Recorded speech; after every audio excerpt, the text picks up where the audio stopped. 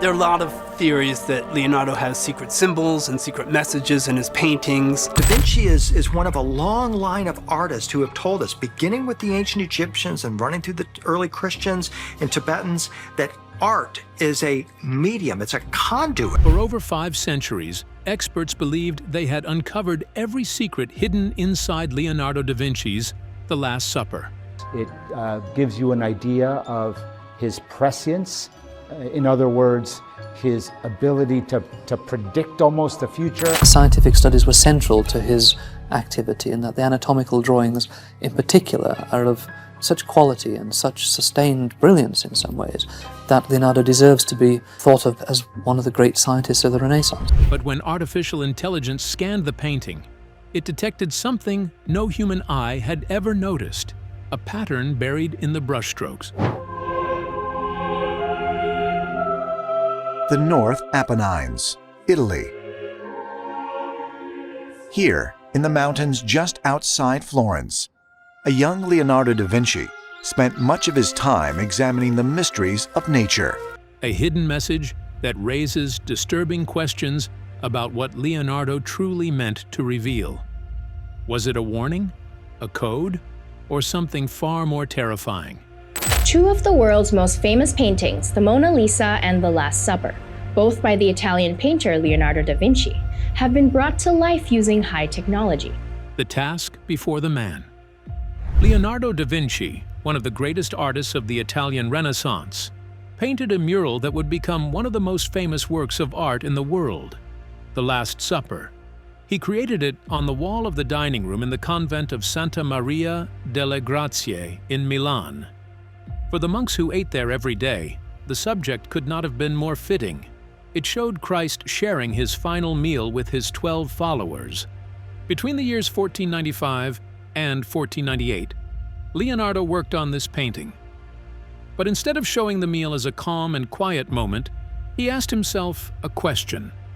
How could he capture the exact second described in the Gospel of John, when Jesus tells his followers that one of them will betray him? That question shaped everything. At the center of the table, Jesus sits calm and still. Around him, the apostles react with emotion. Some show shock, others sadness, others anger or doubt. You can see it in the way their hands reach out, the way their heads turn toward each other, and the way their bodies lean forward as if whispering to one another. Leonardo gave the group balance and rhythm by arranging the apostles into 4 clusters of 3. Each smaller group becomes a story on its own, yet together they build one larger scene full of movement and feeling. This was new at the time. Painters before him often showed people sitting stiff and still, but Leonardo brought them to life. The painting itself was huge. The wall stood nearly 5 meters tall and stretched almost 9 meters wide. On the opposite wall, another artist, Giovanni Donato da Montorfano, painted a scene of the crucifixion, and above the Last Supper were painted decorations and patterns that tied the mural to the chapel and to the powerful family of the Duke who had ordered the work. The way Leonardo placed the Last Supper on the wall made it more than just a painting. It became a mix of faith, power, and display. He even used the real dining room to guide his design. The table in the painting lines up with the very table where the monks sat to eat. This clever choice made the scene of Jesus and his followers feel as though it carried into the meals of the monks themselves. Each time they gathered for food, it seemed as if Christ and his apostles were seated with them. The project also reflected the larger changes happening in Milan at the time. Bold new buildings were rising under architects like Donato Bramante. Music, sculpture, and science were being supported by the Duke. It was a period when ideas and creativity touched every part of life. Leonardo fit right into this moment. He moved easily between painting, design, and studies of the human body and machines. Working on The Last Supper placed him at the very center of this burst of talent and learning. But Leonardo was never quick with his work. He painted slowly, often stopping to test an idea. Records tell us that he tried different poses, redrew hands, and changed faces again and again. His goal was simple: to make every figure feel alive. He set the apostles on a low bench and painted the room inside the mural to echo the real room where the monks ate. This gave the whole scene a sense of depth, as though art and reality blended into one. Around Christ, who remained calm and steady, the apostles moved with restless energy. This was not just a mural. It was a test of Leonardo's imagination, his patience, and his skill. The size of the wall, the choice of subject, the demands of the Duke, and the meaning of the room all played a role in how he created it. In the end, the work tied together worship, politics, and art. It showed the strength of the Duke, the devotion of the Church, and the brilliance of the artist himself. But Leonardo's gift was also his gamble. With this single project, he turned a plain wall into a living scene. How did he manage to do it, and how long could such beauty truly survive? How Leonardo created the Last Supper. When Leonardo da Vinci set out to paint the Last Supper, he faced a challenge that would test both his genius and his patience. Unlike most artists of his time, Leonardo did not want to use the traditional fresco method. Frescoes were painted quickly onto wet plaster. Once the plaster dried, there was no going back. No corrections, no changes. For a man as slow, thoughtful, and detail-obsessed as Leonardo, this was not enough. So he tried something new, an experiment. He decided to paint on a dry, sealed wall, a method called a secco. First, he prepared the wall with layers of gesso, pitch, and mastic. Then he added a coat of white lead to brighten the surface. Over this base, he mixed tempera and oil paints, a combination usually reserved for wooden panels, not stone walls. This gave him time. He could pause, adjust, and return to faces and gestures until they were just right. He could blend skin tones smoothly and create the soft light and shadows, which we now call chiaroscuro, that became his signature style. For Leonardo, this was the only way to capture the complexity of that famous moment. Jesus at the center, calm yet sorrowful, and the 12 apostles reacting in shock when he reveals that one of them will betray him. Each apostle reacts differently: anger, confusion, fear, or disbelief.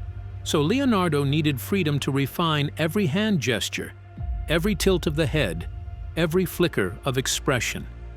But this daring technique came with a price. The paint never bonded to the wall. It sat on the surface instead of sinking deep into the plaster, and almost immediately after the mural was finished, it began to crack and flake away. Moisture from the walls, dust, candle smoke, and humidity in the refectory sped up the damage.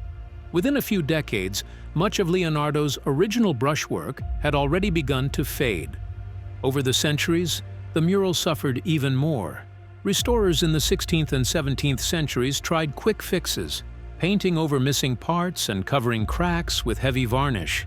These repairs often distorted faces and clothing. In later centuries, copies of the mural made by students and followers of Leonardo began to circulate. Some were faithful, but others altered details to match local tastes, making it difficult to know what Leonardo truly intended. The refectory itself also endured disasters. In the 20th century, World War II bombs struck the convent. Although sandbags protected the Last Supper, the vibrations and damage around the building worsened the mural's condition.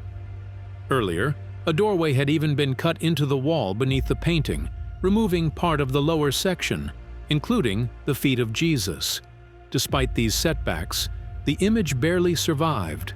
Restoration after restoration attempted to save it, with the most significant effort completed in 1999. What we see today is not fully Leonardo's original hand, but a blend of his vision and centuries of repair. Still, the soul of the painting shines through. The calm light around Jesus, the chaos of the apostles' reactions, the dramatic balance of composition and perspective. And thanks to Leonardo's assistance, we also have early copies of the work that preserve details now lost. Giampietrino, one of his students, created a near life-size copy that today hangs in the Royal Academy of Arts in London. Another, by Cesare da Sesto, is kept in a church in Switzerland. A third copy, by Andrea Solari, is displayed in Belgium. These copies give us precious glimpses of how the Last Supper may have looked in its original brilliance. Leonardo's bold experiment may have doomed his painting to crumble, but it also turned it into a triumph of artistry. By refusing to follow the rules, he gave the world something eternal. The wall may have cracked, the colors may have faded, yet the power of his vision has never dimmed. More than 500 years later, the Last Supper still stands as one of the most recognized and celebrated works of art, a living reminder of the risks Leonardo was willing to take in his quest for perfection. But the very method that gave the mural its soft glow, its depth, and its lifelike presence was also the same method that sealed its fragile fate. Almost as soon as it was finished, the painting began to decay. And yet, against all odds, it survived, saved time and again by the hands of restorers who refused to let it vanish. But of all those attempts to preserve it, which restoration truly made the difference? The Restoration. By the late 1970s, Leonardo da Vinci's The Last Supper was barely holding on. The once brilliant mural, painted with such daring and detail, had faded into a shadow of itself. Centuries of pollution, candle smoke, and even well-meaning but clumsy repair attempts had scarred the surface. The faces were blurred, the colors dulled, and much of Leonardo's genius seemed lost beneath layers of damage. Many wondered if the masterpiece could even be saved.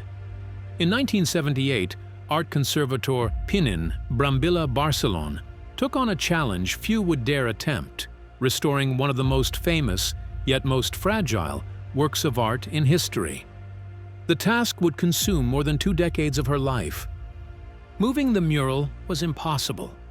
The painting was part of the wall of the convent's dining hall, so instead, the hall itself was transformed. The windows were bricked up, a climate-controlled system was installed to stabilize temperature and humidity. From then on, every visitor, every breath, and every beam of sunlight was carefully managed to protect what remained of Leonardo's vision. The restoration team brought science into the sacred space. They used infrared scans to peer beneath the surface, uncovering Leonardo's hidden sketches and adjustments, evidence of his restless, searching mind. Microscopic samples were taken from the wall, revealing which colors were truly Leonardo's and which had been added centuries later. X-rays and ultraviolet light uncovered layers of varnish, dirt, and overpainting that masked the original work. Slowly, bit by bit, the team removed these intrusions, revealing delicate brushstrokes that had not been seen for hundreds of years. But not all of the mural could be saved. In many places, Leonardo's paint had vanished completely, leaving only bare patches of wall. Faced with this loss, the restorers made a bold decision. They would not try to guess what Leonardo had painted. Instead, they filled these gaps with subtle watercolor tones, gentle and muted, so that viewers could see the complete picture without mistaking the missing parts for the original. It was a way of honoring both the artwork and its fragility. After 21 years of painstaking work, the restoration was complete. On May 28, 1999, The Last Supper was unveiled to the public once again. The moment was filled with both celebration and debate. Visitors gasped at the brilliance of the colors, the clarity of the figures, the return of a sense of life to the mural. But critics were divided. Some praised the work as a triumph of science and art, while others claimed too much had been changed. Even details like the folds of Christ's sleeves sparked heated arguments. Was this still Leonardo's masterpiece, or had it become something new? Regardless of the controversy, one thing was certain. The Last Supper had been given a second life. Strict rules were introduced to protect it. Visitors had to book in advance. Only small groups were allowed in at a time, and each group was limited to just 15 minutes before the mural. The air was filtered, the climate carefully regulated, all to ensure the survival of Leonardo's vision. What we look at today is more than just a painting on a wall. It is a conversation that stretches across time, from Leonardo's bold experiment to centuries of damage, to the tireless efforts of those who tried to save it, and, finally, the modern restoration that gave it new life. The mural we see now is both delicate and everlasting. It carries the scars of history, yet still has the power to move millions of people who stand before it. But this raises an important thought. What role did science play in this journey? Could scientific observation have changed the fate of this masterpiece in another way? And more importantly, what exactly did science uncover? And how did those discoveries guide the painstaking work of restoration? The hidden science in Leonardo's masterpiece. When we look at Leonardo da Vinci's The Last Supper, it's easy to be overwhelmed by the drama, the faces, and the sheer scale of the painting. But behind this powerful scene lies something more: science. Leonardo didn't just paint with skill, he painted with the mind of an inventor, an engineer, and a scientist. His knowledge of perspective, optics, and anatomy transformed a simple wall into a living, breathing story. One of the most important scientific elements in this masterpiece is Leonardo's use of linear perspective. This is the mathematical trick where parallel lines seem to come together at a single point in the distance. That single point is called the vanishing point. Leonardo placed it with purpose right behind the head of Christ. What does this mean?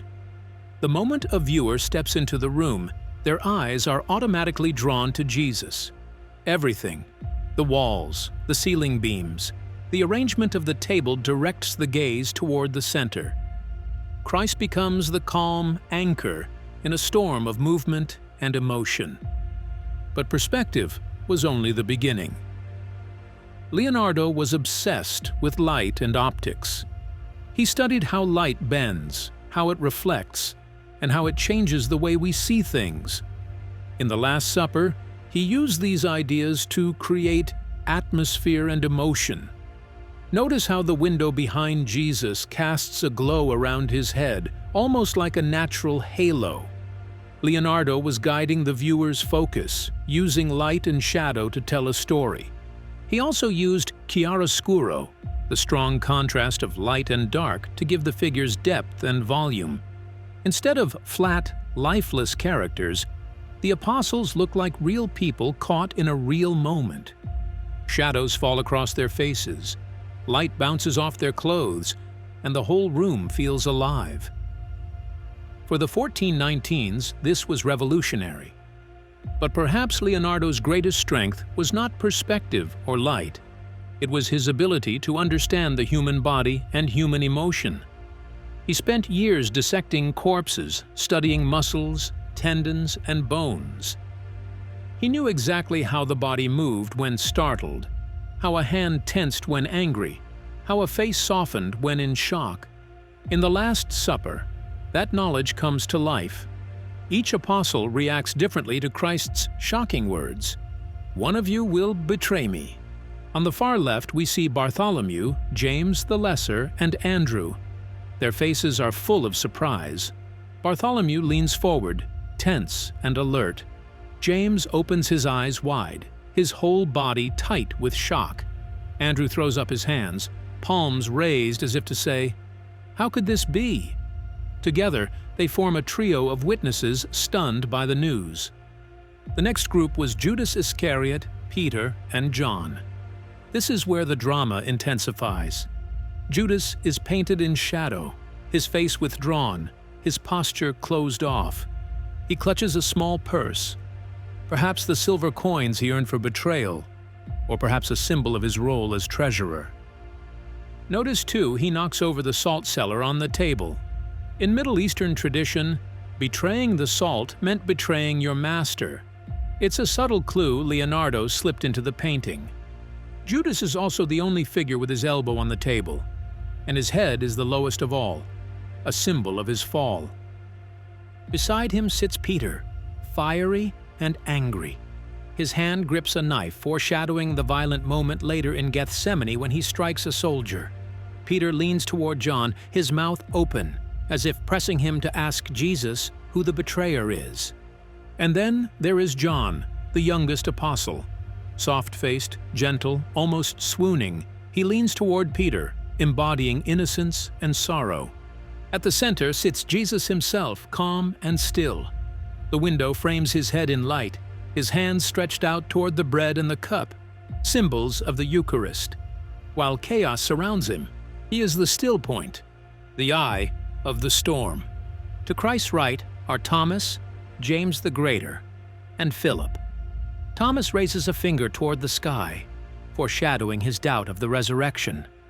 James throws his arms wide in disbelief, his whole body reacting in shock. Philip leans forward, hands open, begging for answers. Their gestures reflect confusion and desperate questioning. Finally, on the far right, we meet Matthew, Jude Thaddeus, and Simon the Zealot. This group feels quieter, but no less intense. Matthew turns toward Jude, as if speaking quickly. Jude frowns and gestures toward Jesus, searching for meaning. Simon, older and thoughtful, strokes his beard as he listens. Together, they form a group caught between conversation and contemplation. What's striking is how Leonardo arranged all 12 apostles into 4 groups of 3. Each group is like a mini-drama, a short scene within the bigger story. Hands point, heads turn, eyes dart across the table. These movements create invisible lines that pull our attention around the composition, but always bring us back to Christ. Modern science has helped us see even more. With infrared reflectography and X-ray scans, researchers discovered Leonardo's hidden sketches beneath the paint. He shifted positions, redrew hands, and altered faces as he worked. These pentimenti, or changes of mind, show that he was constantly refining the story, adjusting details to heighten the drama. Microscopic tests revealed the pigments he used, while ultraviolet light exposed layers of varnish and overpainting added by restorers centuries later. All of this scientific study helps us separate Leonardo's original vision from later alterations. Even the copies made by Leonardo's own students, like Giampietrino and Andrea Solario, have played a huge role in helping experts understand the original. These replicas, nearly the same size as the real mural, kept many fine details that time had erased from the wall in Milan. Thanks to them, scholars could compare gestures, study expressions, and fill in missing pieces of Leonardo's design. Without these copies and the help of modern scientific tools, much of what we know about the Last Supper today might have disappeared forever. Leonardo's style also adds to the mystery. He often painted young male figures with soft, delicate features, almost feminine in their grace.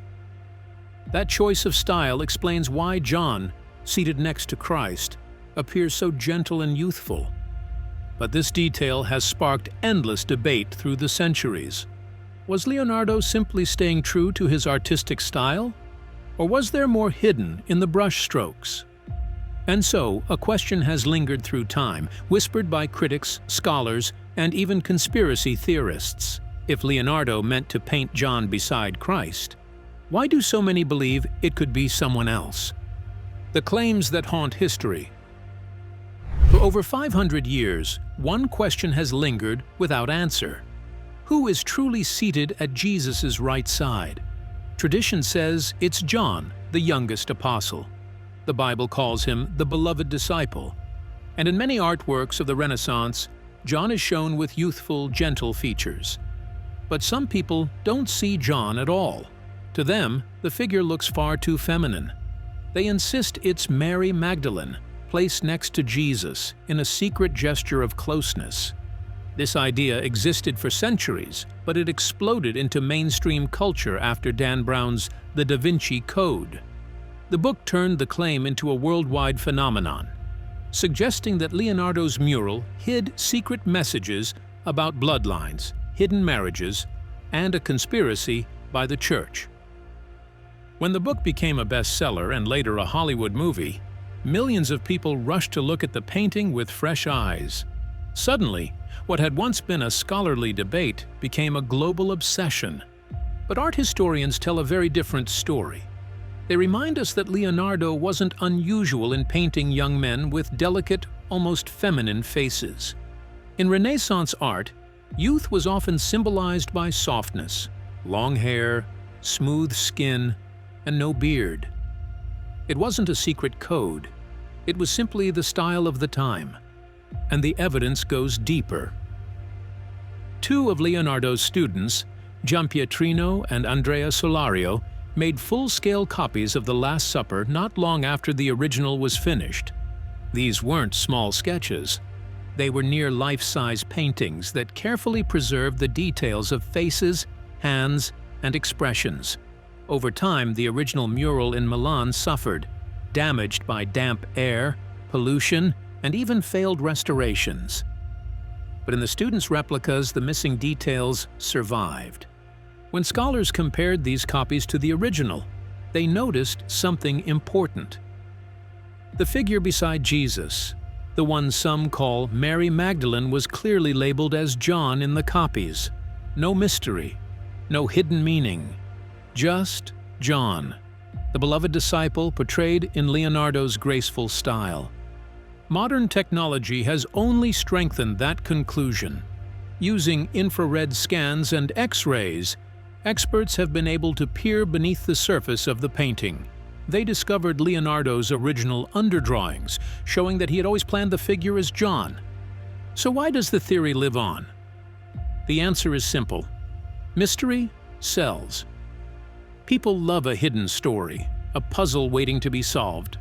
Television shows, YouTube channels, and documentaries continue to revive the claim, pointing to details like the length of the hair, the softness of the face, or even the way Jesus and the figure form a V-shape between them. From these details, storytellers weave tales of forbidden love, secret unions, and suppressed truths. For scholars, though, the explanation is much less dramatic. Leonardo painted John as a young man, just as he did in other works like St. John the Baptist. In those paintings, too, John looks soft, almost androgynous, with the same kind of flowing hair. To Leonardo, this wasn't a secret message. It was a way to show purity, innocence, and youth. Still, the whispers don't stop. Supporters of the Mary Magdalene theory point out the drama in the scene. Judas clutching his bag of silver, Peter holding a knife, and Jesus, calm, at the center. With so much symbolism packed into one moment, they argue, why couldn't Leonardo have slipped in another symbol, Mary Magdalene, seated right beside Jesus? The debate reveals two very different ways of looking at art. On one side are the historians, armed with documents, copies, and science. On the other side are the storytellers, inspired by patterns, mystery, and the thrill of what if. Both groups see the same painting, but they tell very different stories about it. And maybe that's part of Leonardo's genius. The Last Supper isn't just a painting. It's a puzzle. Every brushstroke feels like a clue. Every gesture invites interpretation. Scholars can prove that the figure is John, but the mystery keeps returning, alive in books, movies, and viral videos. When we stand before the mural today, we're not only seeing Leonardo's vision, we're also seeing the work of time, of science, and of those students who preserved details long lost from the wall in Milan. Yet, the mystery refuses to die as we continue to ask questions Leonardo himself may have never imagined. Even after 5 centuries, The Last Supper still sparks endless talk. Some say the figure beside Jesus is John, others think it's Mary Magdalene, and some believe it's just Leonardo's style. But no matter the view, the debate keeps the painting alive. The mystery isn't solved yet, but AI has uncovered some surprising things. What exactly did it find? What I discovered. Leonardo da Vinci's The Last Supper has fascinated the world for so long. People have argued over its meaning, searched for hidden clues, and even built conspiracy theories around it. But now, in our age of technology, artificial intelligence has joined the conversation, and what it uncovered is both surprising and eye-opening. AI has given us a brand new way of looking at Leonardo's masterpiece. By feeding high-resolution photos, infrared scans, X-rays, and even multispectral images into a machine learning system, researchers were able to peel back the layers of the painting. The program studied brushstrokes, face shapes, hand positions, and even the fall of light. Then it compared those details to hundreds of other works by Leonardo and his students. What it found revealed not just technical secrets, but also deeper artistic choices that had been hiding in plain sight. One of the clearest things AI confirmed was Leonardo's masterful use of perspective. Leonardo placed Jesus at the exact center of the painting, and his face serves as the vanishing point, the spot where all the invisible lines in the room converge. This wasn't just clever mathematics. It was a way to ensure that no matter where you stand, your eyes are always drawn back to Jesus. AI showed how precise this design really was, revealing how Leonardo created a three-dimensional space on a flat wall. This central point is what gives The Last Supper its sense of depth and power. AI helped break down the gestures, postures, and expressions of each disciple. Some raise their hands in disbelief, others whisper to their neighbors, and Judas clutches his small bag of silver. Every movement captures a different human reaction: fear, anger, confusion, or denial. AI highlighted how carefully Leonardo planned this emotional choreography, making the painting not just a religious scene, but a study of psychology and human nature. AI also explained why the painting looks so faded today. Instead of using the normal fresco method, painting directly onto wet plaster, Leonardo tried something experimental. He used tempera and oil on drywall, which gave him more time to add details and make changes. But there was a cost. The paint never truly bonded with the wall, and it began deteriorating quickly, even in Leonardo's own lifetime. AI confirmed this by mapping areas of original pigment versus later repainting. This showed us how much of Leonardo's own hand remains, and how much has been lost to history. One of the most fascinating discoveries AI revealed is that Leonardo didn't simply paint the scene once. He changed it, sometimes in subtle but meaningful ways. For example, under the surface layers, AI found a shifted jawline on the disciple to Jesus' right. The first sketch shows the jaw curving back, but the final paint pushes it forward. This change appears not only on the original wall, but also in early studio copies made by Leonardo's students. Another marker was a hand near Judas. In the underdrawing, the hand is compact, gripping tightly at the table's edge. But on the surface, Leonardo lengthened the fingers, a choice echoed in several other works by his circle. The third marker was a faint draft line behind Jesus. At first glance, it looks like a shadow, but infrared scanning revealed it was an intentionally curved stroke. This line reappears in a copy by Solario, one of Leonardo's followers. Together, these three elements, the jawline, the hand, and the arc, form a single axis, a hidden visual line running through the painting. What does this axis mean? According to the AI analysis, it ties together three figures: the disciple on Jesus' right, Jesus himself, and Judas. It guides the viewer's eye along a dramatic path, from the questioning disciple, through the calm center of Christ, and down to the betrayer. This wasn't random. It was part of Leonardo's plan from the start, recorded in underdrawings and preserved in pigment tests. AI also shed new light on details people have long noticed. The disciples grouped in threes, the spilled salt near Judas, the carefully placed food. These elements were not just decoration, they were symbols. Salt, for example, often symbolized loyalty and friendship. Its presence near Judas becomes a silent warning of broken trust. The groups of three hint at the Trinity, while the food represents both fellowship and sacrifice. Finally, AI confirmed what many art lovers have always felt. The Last Supper is not only a painting, it's a layered message. Leonardo sketched, erased, and redrew. His workshop echoed his choices in their own copies. Later restorations added new paint. But through all these layers, the original design still speaks. The axis, the perspective, the emotions, all of it forms a carefully built path for the viewer's eye and heart. So what did AI really uncover? Not a hidden code or a shocking conspiracy, but something just as powerful. Proof of Leonardo's genius. He was not only an artist, but also a scientist, a psychologist, and a storyteller. And even 5 centuries later, with the help of modern technology, his vision continues to surprise us. The mystery may never be fully solved, but perhaps that's the true magic of the Last Supper. It keeps us looking closer, asking questions, and finding new meaning, generation after generation.